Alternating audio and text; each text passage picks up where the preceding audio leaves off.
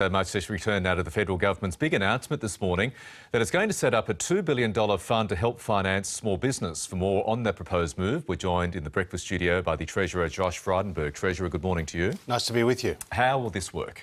Well, small business is the backbone of the Australian economy, and getting access to finance is absolutely critical to their success. But they're doing it tough, and this is in the context of the Royal Commission, but also the fact that they get charged by the banks higher interest rates than what you or I would do if we took out a home loan. One of the reasons for this is we have a very immature or underdeveloped securitisation market. So the small lenders or the smaller banks that are not the big four, when they make their loans, they can't on-sell their debt to other parties. This is where the government's going to come in, and we're going to use $2 billion of the government's balance sheet to enter into the securitisation market to acquire some of that debt. It will be high quality debt, and it has been done before by the federal government in the wake of the GFC by then Labor in 2008 in the residential mortgage-backed securitisation market. OK, debt markets, as you know, are a risky thing. So is that $2 billion of taxpayers' money potentially at risk? No.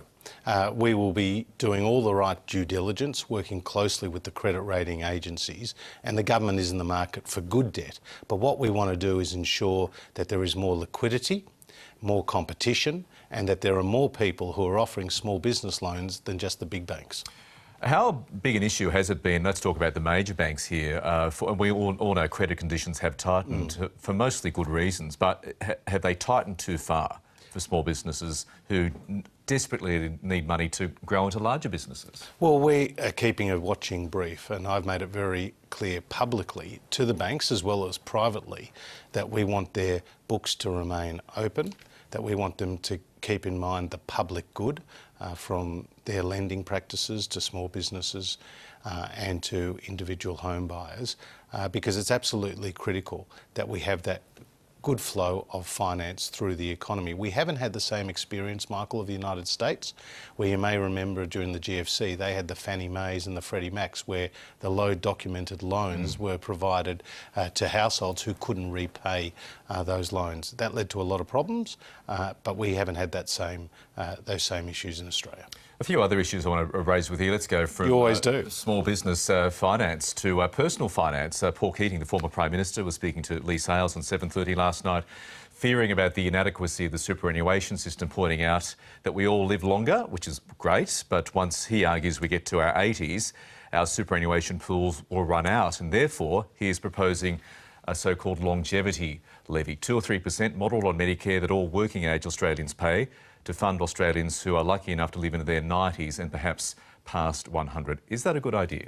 No, we don't support that. What we do support is the legislated change to 12% for compulsory super. He says that isn't enough, even though he's the architect of the initial scheme. Well, you've heard the Grattan Institute say that people are now going to be able to retire in confidence, knowing that they will have more of their pre-retirement income available to them.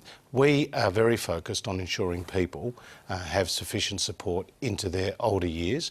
That's why we don't propose a tax on franking credits. That's what the Labor Party is doing. The Labor Party are approaching this issue of retirement from an ideological perspective. They're targeting self-funded retirees, and they're targeting the retail super funds. We want competition in the market, we want better governance, and we have a series of superannuation reforms that are now before the Parliament. The former Prime Minister also had a go at the state of the rate of the pension, $460 a week per singles. He described it as an anti-destitution pension. Minimal amount of money. Is that a broader issue for both sides of politics to look at, raising the rate of the pension? Well, as you know, it's indexed and it goes up every year. Yeah, but by larger increments, because he for one argues that's simply not enough. Well, look, that's his position. That is not the government's position. We understand the importance of ensuring a safety net. That is always been totemic for the Liberal Party since its foundation by Sir Robert Menzies. But we have been very successful in reining back the rate of spending growth, but also ensuring that the number of working age Australians on welfare is at its lowest level in 25 years. So across the board, we are encouraging people to save for their own retirement, but also when they're working age to get back into the job market. That's why we've been successful in creating more than 1 million new jobs. OK, the Prime Minister's in ASEAN for his first big trip overseas as Prime Minister. The Indonesian Trade Minister has now confirmed the proposed trade deal is on hold because of the government's plans to move the embassy in Israel from Tel Aviv to Jerusalem. What's your next step?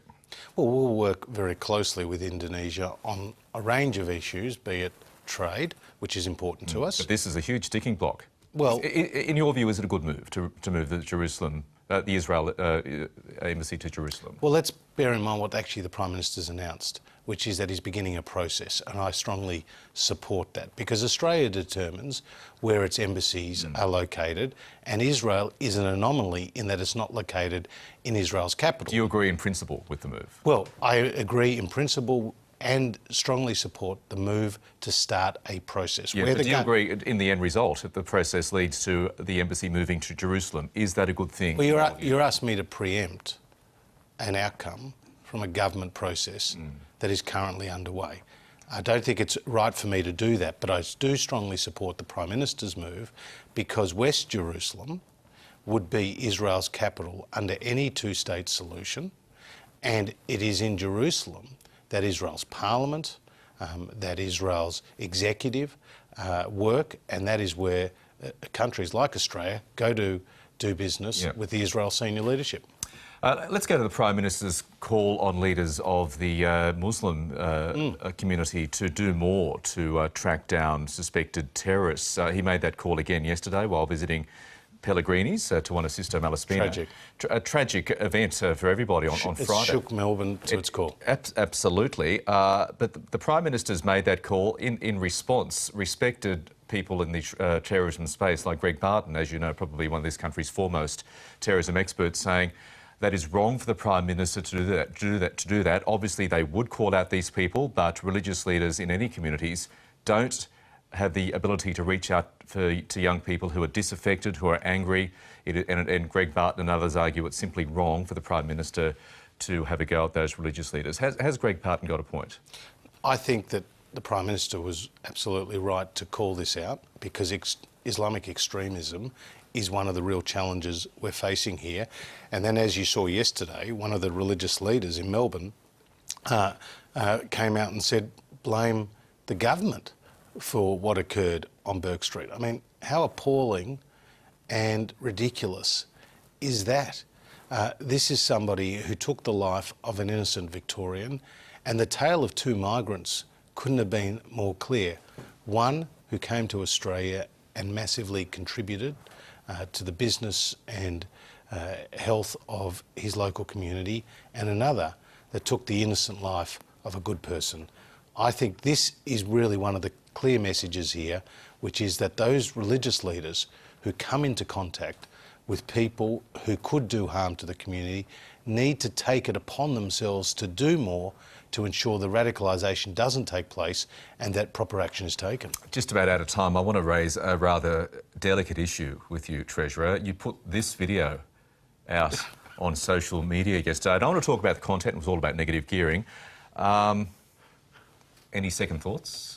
Well, it was pilloried on social media, as you know. Well, if you're gonna do polls on social media, you know the government wouldn't have won 6 out of the last 8 federal elections. What's with the walking slowly towards camera? Well, this is something that's captured your attention in national TV. And your hands in your pocket. So I've downhill. Don't you think that's distracting? No, I've achieved the objective. One Labor member claimed that this was done in front of a Toorak mansion. He had to be reminded that it was done in front of the Fort Treasury Place, which is the government and opposition offices in Melbourne. So I think it's a good reminder that people should check the facts before they jump into social media and get it wrong. More walking videos to come, perhaps. Plenty, if they're going to be repeated on the ABC. Yeah, well, there you go. Josh Frydenberg, thank you so much for joining us. Good to be with you.